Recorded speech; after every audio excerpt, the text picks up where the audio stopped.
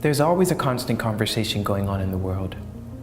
And some things are harder to discuss when we can't place a picture on what's being conversed. It can be intimidating to talk about the inner workings of the brains when we're so focused on making art.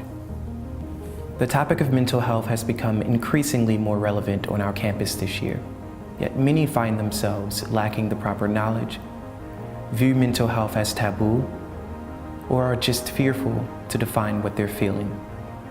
This leaves people in the dark about where to receive help, how to deal with those emotions and behaviors, and it hinders our ability to understand each other.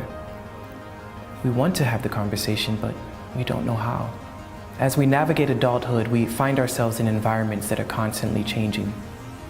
We trade in our old tie-dye shirts and basketball shorts for blazers and heels. Seemingly overnight, we went from cafeteria food and locker combinations to all-nighters and $400 art projects.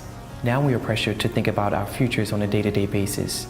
And suddenly, our social media accounts that were once an outlet for connection have turned into platforms for comparison and competition.